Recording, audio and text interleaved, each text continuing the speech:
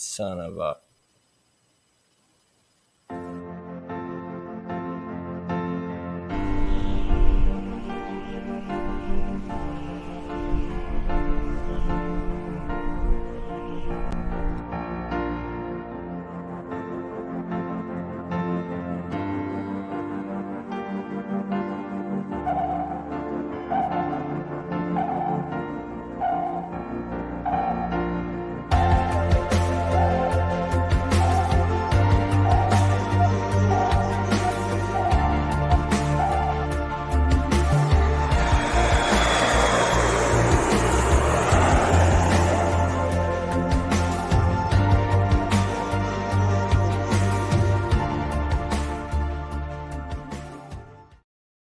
Hello all and welcome to the show. I need to stop tweeting before coffee. All right, how are you doing, Jeff? I'm doing pretty well. And I work for a company called Talk Shoe. And we do that would have worked. So that would have worked. Yeah, there. That's what I meant. Yeah, that's it. All right, so I'm going to take a quick spin through chat. Welcome, Yitzy Lemons. Welcome, Farunian Guard. Welcome, John DeMarco. Welcome, Mark the Inflatard. Welcome, my love, Mrs. Canuck. I know you've got a meeting later. Hopefully it doesn't go too badly and they don't drive you too crazy. Also, welcome so many random fandoms. Also, Kapla Bird. And number one sci-fi. Good to see you, sir. Thomas Potts. And Mountains of Elysium. Welcome. All right, so today we have... I don't know how, I don't know how much of Jeff Franklin's soul he had to sell to get, a 2-time Emmy nominee on my show. But we thank our show for, we thank Jeff for selling his soul. And with that, welcome, Katie. Well worth it. I will gladly come on anytime, especially when my cat is biting my ankles and I have to hold her. Because she is just a little crazy girl. Yeah. I'm going to get you. And mine's in the window watching cars and squirrels and birds and going, why is this glass in my way? Oh, gosh. I love cats, but I love the weather more. Yes, just a tad. And there's a crazy rumor. I hear you. Not only do you get Emmy nominations and you don't pull a Tanya Harding, but you chase tornadoes. I do. Yeah, I love them. I have there's me and my Joe from Twister cosplay. Actually, a really good storm chasing uniform. Like it's comfy, and my little bent wire chase photo holder. But yeah, I travel around chasing tornadoes. I loved it in college. Still try to do it as much as I can now. I try to do it for work too. It's just a blast. As they say, it's not a matter of the wind blowing, but it's what the wind is blowing. It's incredible. If you've never seen a tornado in person, check it out, but with a trained professional. Yeah. I have a question, Katie. Does the station insure you for going out chasing? I'm pretty sure I'm a liability. Yeah. No, it is one of those things where eventually I'm probably going to get to the goal is to be the next Jim Cantori at the Weather Channel or Ginger Z, someone who's standing in the middle of it. At that point, I think I'm going to have to finally get insurance. Yeah. Well, you know what? Sinclair is used to insuring liabilities. I mean, they did bring on Impact Wrestling. Fair point. Just saying.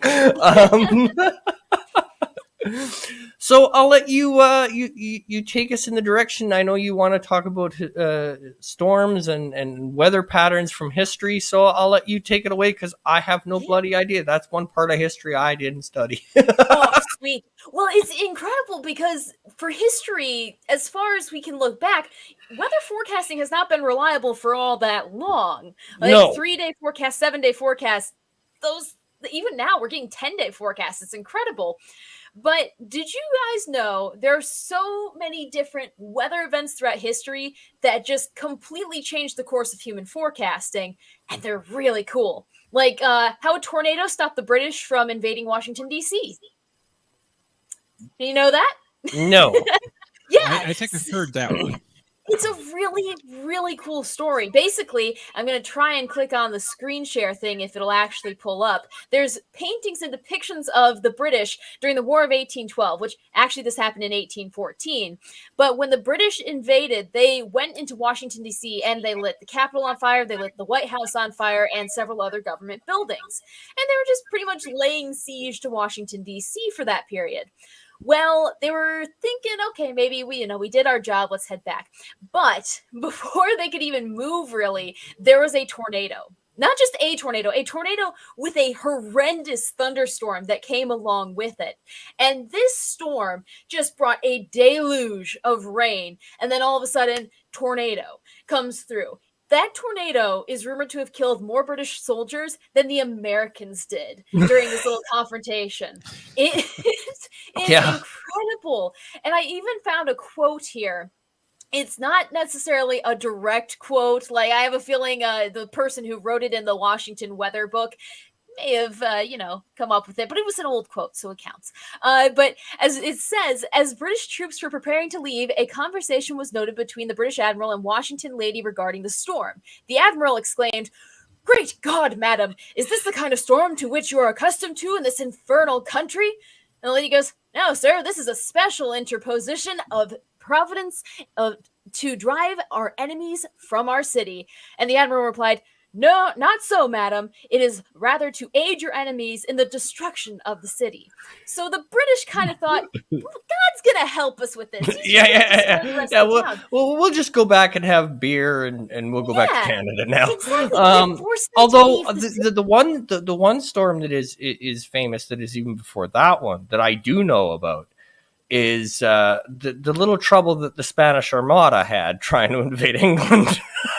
Yeah, weather and wars and invasions, especially, because there's another one that's pretty famous, which I actually do have to talk about because it really tied together international forecasting, and that was the D-Day forecast. Oh, but yes. This one, to nicely wrap it all up in a bow, basically the British fled the city based on the pure destruction and chaos. They just were like, get out, get out, get out. And the torrential rain with the storm actually put out all the fires and helped save the remaining parts of the buildings. So that's pretty cool to know that Mother Nature might have helped us scare off the British. But then you have to look at it, and the British started helping us with the weather. Now, do you guys know a lot about the D-Day forecast? Yeah, I know some of it. I know that it was one of the few times that they really started paying attention to it because they needed certain things to happen, and if that didn't happen, it would have ended badly. Exactly. And this is actually one of the weather maps that you usually kind of saw around that time period. And it depicts right over England there, a low pressure system right off the northern coast of Scotland. And basically, this thing brought rain and clouds and everything, and they ended up having to delay D-Day invasion by 24 hours. Yeah. But here's the interesting thing. Everyone knows that the British and the English, or British and the Americans came together and they forecasted that there would be a break in the weather. On the other side, the Germans and the Nazis had their own meteorologists, and they said that there was going to be bad weather through the end of the month. Yeah. And so their botched forecast actually helped clear our way for our troops because people just left the coast. They were fighting the inland war. They were going towards the other areas because going along the coastline wasn't really feasible at that point if the weather was going to be so bad. Yeah. So we had a double win there because, one, we got it right and they got it wrong. Yeah. Which also helped with Rommel not being at the front. Because Rommel was home on vacation and he was in no rush to get back. Yeah. It's incredible. So even though, we're talking back during the War of 1812, back during World War II, this was kind of day of forecasting, or as it was happening forecasting. You didn't really know a week or so in advance. The old weather balloon. Exactly. But didn't have those satellites in orbit. No. Yeah. Well, and satellites are so important nowadays, especially for modern warfare and such. But what's incredible about this is people actually were forecasting without any fancy tools. Yeah. I don't know how you guys have how you can do if you stand outside, like lick your finger, hold it in the air, and tell me when the storm's gonna come. Yeah. Well, But I'm getting pretty good at that because my body goes in full revolt when it's about to rain. So yeah. I have a few hours warning. Well, that is another question for you guys. Have either of you been in a tornado? No. I'm in Winnipeg, Manitoba. The closest we get tornadoes is southern Manitoba in the Bible Belt. Ah, that's fun, especially in like late summer. Yeah. A tornado passed near here about a quarter mile away about 2.5 years ago. Did you go and watch? It was like at 6 a.m. in the morning. Woke me up. The storm just was horrific. The wind was incredible. I actually had rain coming through my window. It was shut. Wow. See, that's people who are not necessarily in the United States don't know how common it is for these tornadoes to happen and the strength that comes with them. Because if you ask anyone else around the world, say over in Australia, in India, like they have their different weather events that are just catastrophic. But then you talk about tornadoes, and it's such a foreign concept for many because the United States is so primed for it. Yeah. But did you guys know that we never actually really forecasted for tornadoes until we got past World War II? Because at one point in time, saying tornado warning on air or like warning of a tornado was illegal because they thought it would be like yelling fire in a movie theater. Yeah. It would cause mass panic instead of what we think of it now as people can prepare. So it's one of those things that history has a weird way of changing it. But the reason I asked you guys if you had been in a tornado is because imagine being in a tornado and then 5 days later having another tornado hit you. Same exact spot. What would you interpolate from that? Somebody hates me. Yeah, exactly. See, on the other hand, a meteorologist at Tinker Air Force Base actually thought someone loves me because back down, and I made sure I got all the information right. The first tornado that hit Tinker Air Force Base in 1948, March 20th. Second tornado, March 25th. Same Air Force Base, 5 days apart.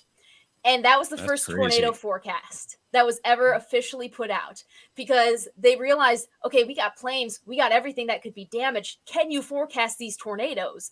And we can actually reliably forecast tornadoes. And so it was actually one of those things brought up by Captain Robert C. Miller and Major Ernst J. Fawbush. And so they came together and thought, let's try and save some of this stuff. Let's see if we can figure out how to forecast tornadoes. Same setup happened 5 days after they just had that one that convinced them to start forecasting. And they made the call and they said, get everything inside. Then a massive tornado actually hit the base and it wrecked the planes. We're talking flipping planes, ripping to shreds the hangars, all of it. But everyone had fair warning ahead of time. So it was able to save countless lives. And after that point, we started tornado forecasting.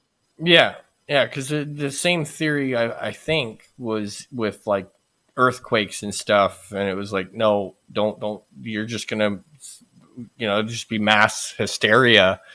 It's better that, more lives are saved if they don't know because there's less panic. Mm-hmm. And then over the years, that has changed to, you know what? Maybe warning people might be a good idea. Well, and some people are still of the mindset of, if it gets me, it gets me. I don't want to know beforehand. Yeah. I don't know about you guys, but that seems like a crummy way to go. Yeah. The ones that I don't understand are the ones that go, well, I'm going to go stand in the eye of a hurricane. And I always laugh at the joke because it's the best. It's not the fact the wind is blowing. It's the fact of what the wind is blowing that you got to worry about. Oh, yeah. Oh, it absolutely is.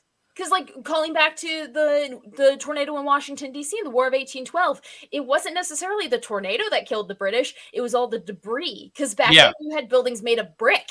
And a brick coming at you at 170 miles an hour will kill you. Yes. It isn't the fact the wind is blowing. It is the fact that Volvo just hit you. Exactly. That might be a problem. Exactly. And I see over here, James Furman said you were in a tornado that hit Southbourne, UK.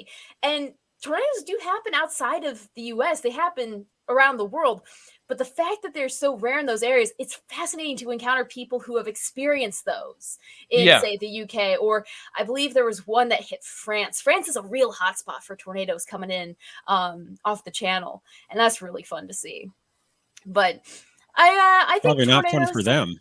No. Well, France actually has a tornado hotspot. Like, per area, there's the most tornadoes in that area in France instead of the United States, which is for us, it's southern Manitoba in the Pembina Valley. They get them, but up where I am, we're below sea level. So what we worry about is snowfall and flooding.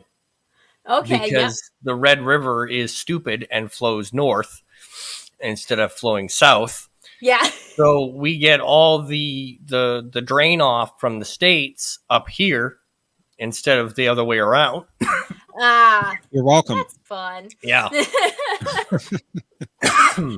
But no, flooding is one of the worst things to cover, in my opinion, meteorologically, because there's nothing you can do. Like, going down to your basement in a tornado, you'll be safe.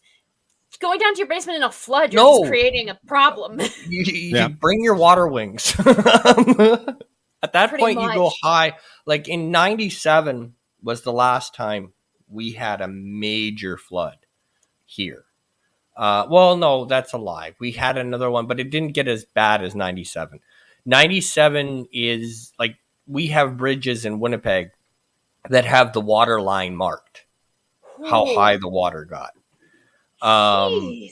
Because, and we have what we call the floodway, or as it's commonly known, part of my, I think I'm far enough into video in the live stream now I can swear, fuck Manitoba. It's because what it does is in the 50s we had a major flood, and Winnipeg was severely damaged, and the people in Parliament went, well, that can't happen again. So they built they built a floodway, basically. Nice. The problem is the floodway protects Winnipeg. It fucks over everywhere else because it diverts the water everywhere but here. Exactly. After 97, they expanded the floodway, and they made it so that it was wider and longer. And basically what they do is they go, okay, so Winnipeg is going to stay dry. Every farmer's field from here to hell is going to be underwater because we don't care. So southern Manitoba basically turns into a lake, and Winnipeg stays dry. So yeah, it's the floodway for Winnipeg. No other place benefits from this thing but us. Well, and the interesting thing to see with that is meteorological infrastructure based off of weather events. Because you have the floodgates, there's flooding channels built in. Even Los Angeles has these little slipways built in for excess rainwater. And I think probably one of the most infamous accounts of weather infrastructure failure, Hurricane Katrina, which it wouldn't be weather history without talking about Katrina, because we were all alive during that. And like the previous stuff, it's like, this is actually relevant. This is semi-modern, 16 years ago. Holy cow. But you get to see on television, it's not just from pictures or anything, the actual effects of this. And being as one of the strongest hurricanes, you have Andrew, you have Charlie, you have Wilma, all of these hurricanes, and then Katrina rolls around. Wasn't even a category 5 at landfall. She was a category 3, which is one of those things that gets kind of lost in translation. Like, she was a 5, but then just fizzled out. But it was really the infrastructure that failed that made it such a catastrophic storm. Katrina by herself wasn't going to cause that. It was the levees failing and also the government failing, which it's been talked about over history with governments and evacuation. And it actually ties back to a hurricane in Galveston, Texas in 1900. I don't know if you guys have ever heard of that one. No. Mm-hmm. Yep. Oh, yeah. Yep, because it's one of those, you either hear about it if you're in the area, or you'd never hear about it if you're outside of it. But the Galveston hurricane... Unless you're a weather nut. Like yeah, I well, am. it's kind of on all of our exams. But the Galveston hurricane actually was the deadliest weather event in United States history, and I believe still stands to this day. Because if you think about it, and I had to write it down specially, Hurricane Katrina killed 1,833 people. Guess how much the death toll was for the Galveston hurricane? I'm going to ask Robert because Jeff, you might know. Well, we'll say 5,000. 5,000. The average range from estimates, because it was before real records were kept, 6,000 to 12,000. Okay, so I'm not too far off. Yeah, I actually did not know that. Really? Okay. I should have. I didn't know that part of it. Well, and the other thing too is we get the problem I find a lot of times, and not only with weather but other factors, like with when it comes to like the wars and stuff. Well, that's happening over there. That won't happen here. We're better prepared. We're because if you think about it, we hear about thousands dying in Japan, the Philippines, that area of the Pacific all the time. Mm-hmm. There's been a little bit of a nuclear problem because of a hurricane, but we hear about that over there and we go, well, that can't happen here. We're better prepared. And then it happens here and we go, shit. Well, and one of the problems is people blame meteorologists. Because, it's the meteorologists, they just got the forecast wrong again. But it's interesting because the Galveston hurricane kind of was. Because you had the Weather Bureau in Washington, D.C., and they were getting data from Cuba and meteorologists in Cuba saying, hey, this storm's heading west. And the Weather Bureau forecasted it to hit Florida.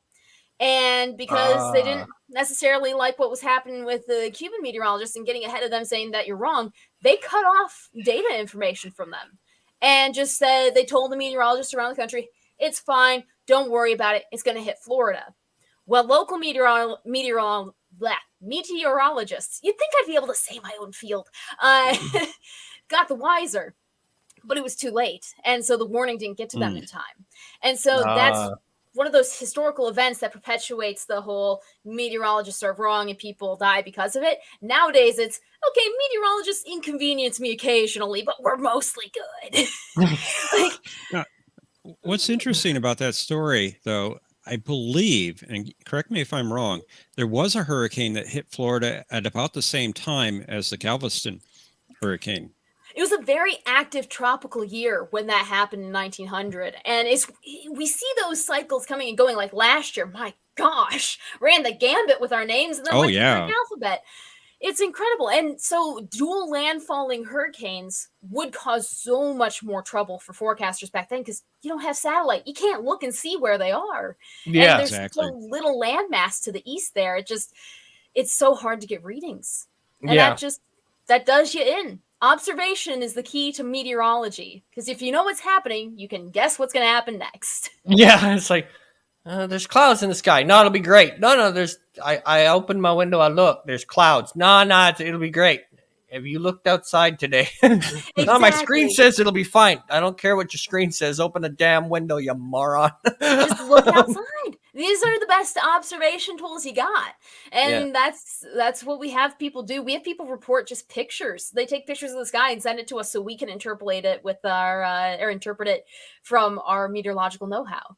So that's been pretty fun to see. And, it's also good because Galveston hurricane, the meteorologist messed up. It was part of the government bureau. Then we get to Katrina. It's like, okay, now we need to get better and better. And so we're finally starting to reach the phase where communication is just so instantaneous that we are pinning down, okay, how do we do these evacuations? When do we send out the warning? Like with Ida and the rain that came from Ida and flooded New York City.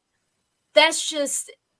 It's an example of failed communication because the Weather Service issued flood watches and warnings, and they put out the word several days in advance. No one got the word. Yeah. And so, and then this boils my blood. The government of New York City was like, we didn't have any warning. There was no warning. It's like, we told you, check your inbox. Yeah, right. Yeah. If you look at your emails once in a while. So here's an interesting question. So as much as modern technology helps your profession, do you find like everything else in some ways it hurts it because people become dependent on that Doppler radar and they're less willing to actually, as we said, go out and look? Well, it's interesting that you asked that question because it has been up for debate. You probably know of like storm chasers in general. They've become really popular since the 1990s. The movie Twister really kicked it off, a couple of TV series too. And now everybody with a phone has access to radar and map data. And so you get a lot of these untrained adrenaline chasers, as I like to dub them. Gosh, I caused so much controversy on Twitter for calling them out. But these are people who are not trained meteorologists, who are hobbyists. And they decide that they're good enough to go out and chase these high-risk storms. And they end up getting in the way of emergency rescue crews, meteorologists who are actually trained, who are doing this for research, who are doing this to report for the National Weather Service, or doing this to report for a TV station, because it is proven that if you have an image, it will get someone off of their butt and into the basement, versus you just saying, oh, trust me, there's a tornado here, because then they're like, he said that last time and nothing hit me. Like, if you show them the corner store being obliterated, that's going to get them in the basement. Yeah, it's like I know in Alberta we have the issue, Alberta, BC, near the Canadian Rockies, where you get these weekend warriors who ordered a pair of hiking boots off Amazon, and they go up on these trails that they have no damn business being in without checking to see where the fires are, what the mountain, especially in the wintertime. And all of a sudden, avalanche, and they're hooped.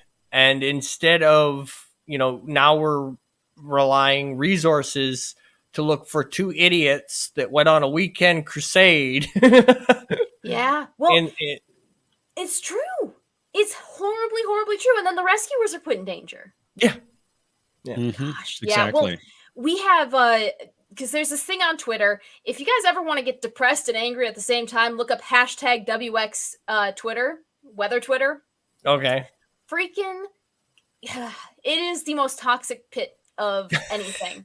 I don't know. I think wrestling could top it, but at least wrestling you can be violent. These guys, but no, the people who are chasing, they will post if they get into a tornado and they're like, I just got stuck into a tornado. I will be telling you guys all about it later on. It's like, you don't brag about that, because one of the main tornadoes that happened, if you guys recall, was El Reno. It's a little known storm outside the meteorology community. If there were more sensors and more people in the way of it, it could have outdone any storm in history. It was basically like a 2-mile wide monster. And it killed one of the most respected meteorologists, well, not even meteorologists, engineers in the field, Tim Samaras. And that was what, 2013? Yes, 2013. It was that wicked year. And they got caught in a satellite of the tornado and they died. And Mike Bettis with the Weather Channel almost died. They got footage of their car rolling because they got hit by a satellite tornado off of the main one. And so you see these just gods of meteorology and storm chasing who are trying to help people. These were researchers, these were broadcasters, and they died. And you look at these people who are trying to get as close as they can for fun, get inside the tornado, and then start bragging about it. It's like, come on, because in 2013, when that happened, it brought into question, should you even be allowed to chase? Because it's just too dangerous. And now that conversation is going to be put on actual meteorologists for numbskulls getting killed in tornadoes. Yeah. What's so sad about that? Go ahead. What's so sad about that story is Tim Samaras. He was one of the most careful chasers ever. Oh yeah, he was known for it. He was killed. Yeah. Yeah, and it's that, and his son was in the car, and it's just they were trying to do research to help people. It's just the most good people you could get, and it just. Well, what it boils down to is if you're going to do it right, which is the problem. Everybody thinks, well, I have a camera and I have you don't need to know anything. I've got my phone and I'm good to go. And it's like, no, you know, I'm sorry, but you can't just land on a battlefield and go, I have a machine gun, I know what I'm doing. Well, and everyone who takes these photos, takes these videos, you know, they have two options. You can share it and let local stations, local National Weather Service offices, let these people use the photos to spread the warning, or you could sell them, which is totally fine. You can sell photos and everything too. You got big markets. We're talking Good Morning America, CNN, CBS, all these places. But the conversation that I'm trying to have with people, which that's not going well, is how there's so many tornadoes and you have to get so many pictures during the event. You'd be bankrupt if you tried to buy all of these pictures. And so I'm trying to find a way where you're getting it from a verifiable source. You aren't just getting it from an adrenaline chaser. You're getting it from someone who's actually safe out there, who the money is going to fund more safe chasing. And you're also trying to be able to get this information fast. And so that's one of the technological blocks we're having right now, and we're trying to overcome it, which is just so hard and so stressful. Yeah, because and you find it a lot more now in fields, like in everything. You know, where people look at something and they go, well, that doesn't look hard, so I'm going to do it. Like even speaking from my old profession, security, everybody's idea of the security guard is the guy sitting there with his feet on the desk, coffee cup in hand, and snoozing through the thing. No. That's Hollywood. That's Hollywood. You know, so, and that happens across the board. I mean, even in wrestling, you have people who believe, like there are parts of the fandom that believe that if you did it in your backyard, you should be on WWE tomorrow. Right? Yeah. And, you know, like the people who do it in the backyard are glorified right now. Backyard wrestling is like, oh, well, he should be, look at him jump off his roof and land through a table. He should be on WWE TV. He's awesome. And it's like, no, he's untrained and an idiot. There's a difference between pulling off a stunt and getting lucky. Like it's the same thing with storms. Your luck's gonna run out. Yeah, and that's not even the problem too. Exactly. Is there's chaser convergence, because a lot of people have access to cars nowadays, and so there's an instance. I was watching it live as it happened. Storm chaser for the Weather Channel. They contracted out Kelly Williamson. He and a guy in his car were speeding down a highway or a road. I can't remember exactly what it was. And they were chasing a storm. Well, an innocent chaser stopped at a stop sign, started to pull through. They were speeding and blew through the stop sign, crashed into him. All of them died. Yeah. And so chaser convergence is the actual term for it, where you just have too many adrenaline chasers out there. They're not paying attention to the roadways, and someone's going to get killed. Yeah. It's like, it's already dangerous enough, and now it's just getting way worse. Yeah, there's doing things the right way, and there's doing things half-assed, and unfortunately, you're going to get more people doing it half-assed than doing it properly. It's like people who, like I was saying here, we have problems where people don't understand that minus 40 on the ground is cold. Minus 40 up in the mountains is damn. Yeah. You're dead. Pretty much, Yeah. You know, so you get, I mean, we have idiots up here that, I mean, it's kind of a running joke. What they'll do is they'll cut a hole in the ice and jump in the lake. Oh. That's the Polar Bear Club. That's fun. But at the same time, the risk of that is insane. If you're not out, you could get hypothermia and drown. And if you go underneath the ice, there is no way to bring you back. Yeah. Right. If you happen to go underneath and got stuck underneath the ice, you're done. And there's current underneath there. This is the other thing people don't think about. They go, oh, well, it's just water. Yeah, there's current. But you can't see the current from the top side. Yeah. So Exactly. There's just so many variables, and nowadays I think a lot of people are just going in for like the videos, the clicks, the pictures. And you just look at it and you think, okay, first off, that's going to scroll through someone's feed in what, a day, and then it's going to be irrelevant. So why damage yourself? And it's the same thing as like racing, backyard racing and stuff.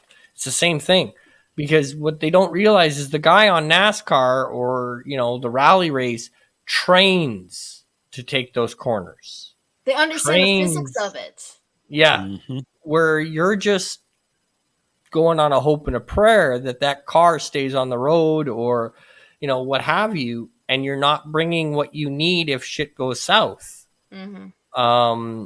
And so you end up like, it's just crazy. I mean, even just taking a fishing day, like when my buddies and I go, you know, there is plan A, B, C, D. You know, we have things in place in case something happens. Car breaks down on the highway, whatever. And then we have friends that go fishing and there's no plan B. There's no, everything's going to be fine. You don't know that. Don't know. Yeah. Yep. Prep. Oh. I want to point out in chat, John DeMarco says that one of the worst hurricanes on record struck Florida was the Labor Day hurricane of 35. Yes. 35. Yep, that one. Back before we named storms, it was just, okay, what holiday is it closest to? Yeah. Or what town did it destroy? Like, that's how we're going to name it. But the storms, like, a lot of people are talking about how, you know, global warming is affecting meteorology and affecting these hurricanes. And, you know, there are ways that it is. And you just have to look at it as far as, like, you know, how nuanced it is. It's not just a blanket. And it just destroys my soul when people say, oh, this hurricane is a direct result of climate change. It's like, no, look at the Florida hurricane. Look at the Galveston hurricane. This happened before you were even born. Yeah. It's not the strength of these storms. It's not even just where they land. It's more of the frequency or the amount of rain that they bring. It's smaller details, but for all the major media stations that say this is a result of climate change, this is going to become more common, this, it's like, please stop, because you're going to start to polarize the conversation even more than it already is. And not only that, but what a lot of these, like, because what they do when they do that is they open themselves up for the most logical argument ever, which is it that they're more common, or are they just being reported more? Yeah. That's the ultimate trump card right there. Pardon the pun. But it's the ultimate card, because in a lot of ways, that's the truest statement said, right? Well, it's just like the satellite technology. I mean, before, as you were saying, Katie, that we didn't have that technology, so we were relying on ship reports and what land was being hit. There could be storms out in the middle of the ocean you know nothing about. Oh yeah, we had form and die. There's Tropical Storm Kate, and just formed in a day and died, and it didn't hit anything or anyone. It's just ridiculous. Right. It stayed out at sea, just like John DeMarco says. Most of them stay out at sea, so you don't get to see them, and that. It's not in the historical record.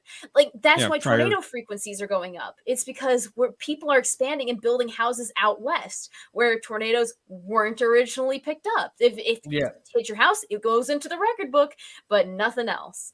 So, well, it's like another phenomenon that happens out at sea, which is rogue waves. Yes. And rogue waves didn't really get noticed until you got those big cruise ships that would survive them. Yeah. Right? So you see this perfectly beautiful cruise ship come in, and on one side all the windows are gone because this wave hit the sucker at bridge level. You know, well, what hit you? A wave. And they just come out of nowhere. Just a wave.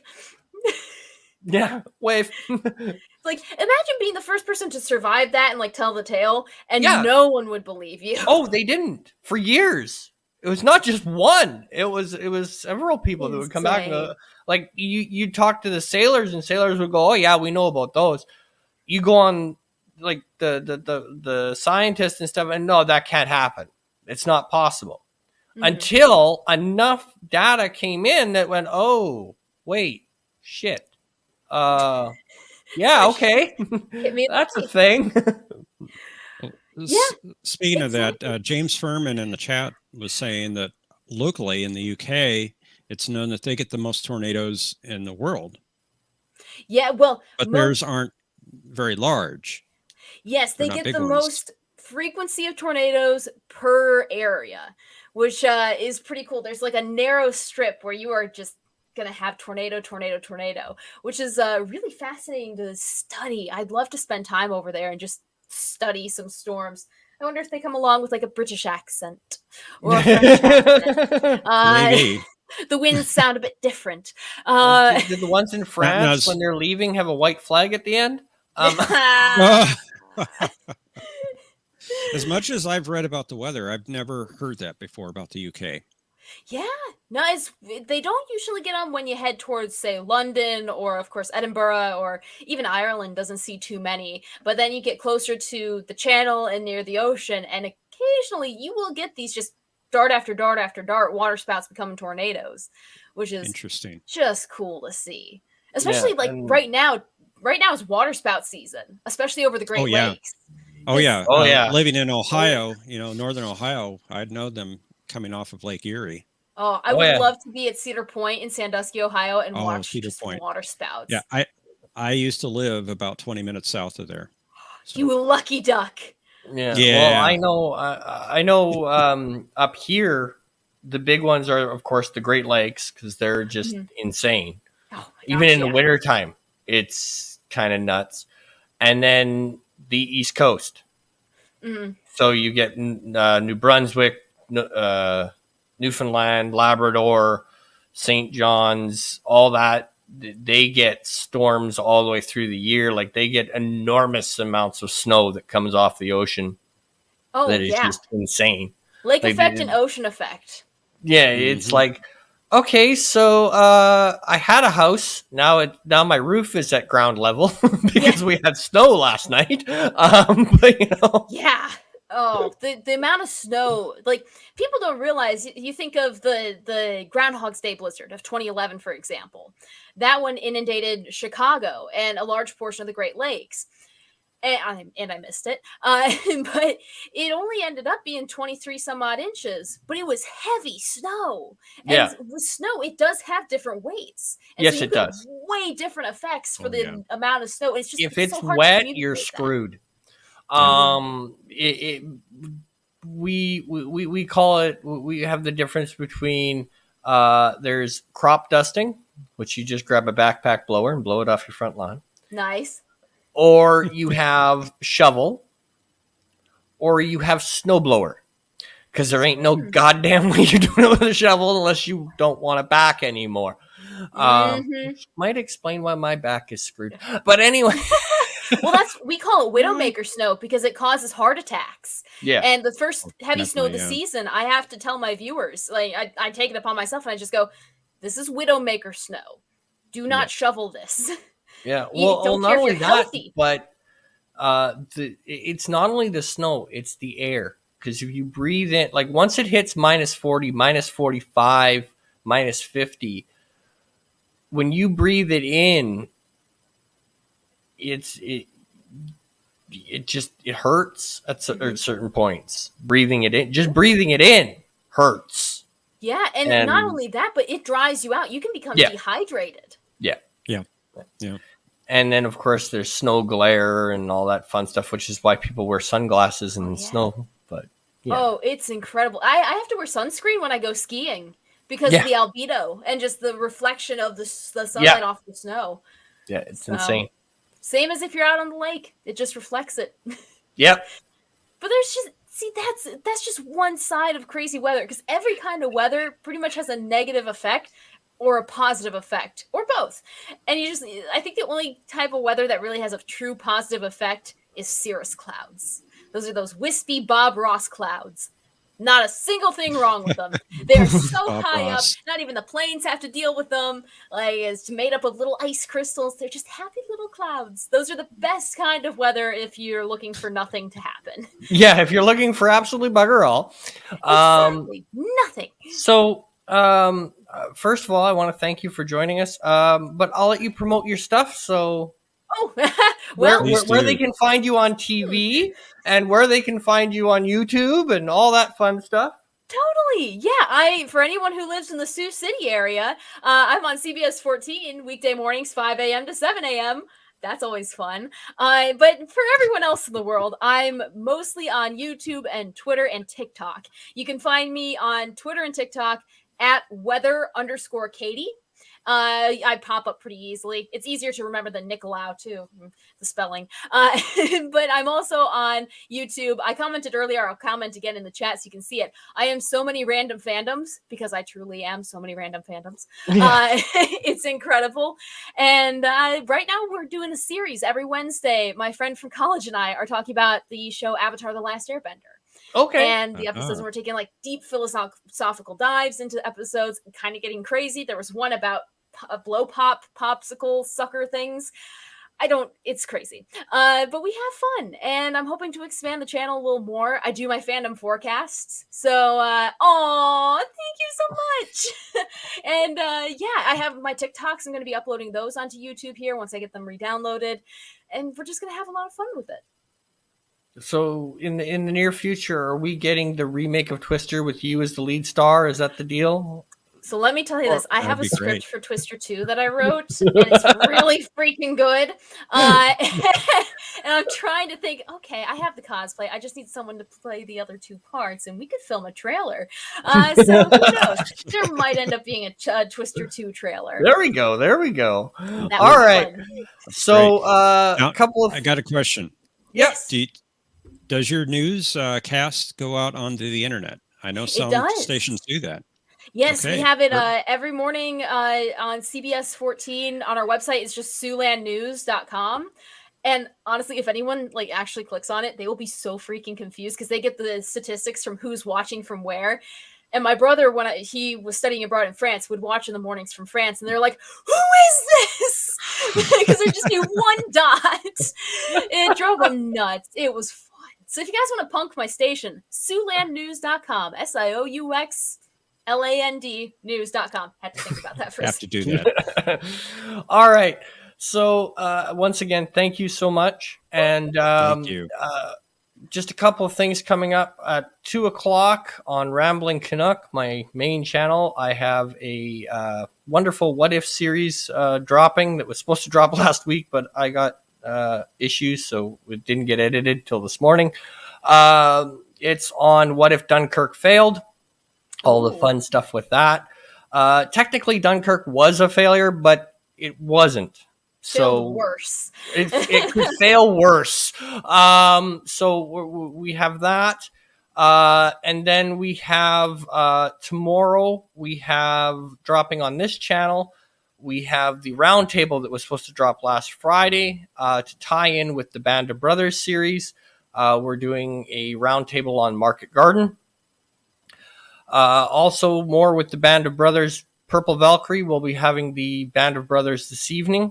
Also, my better half will be having a gaming stream tonight. Mary's Game Room is her channel.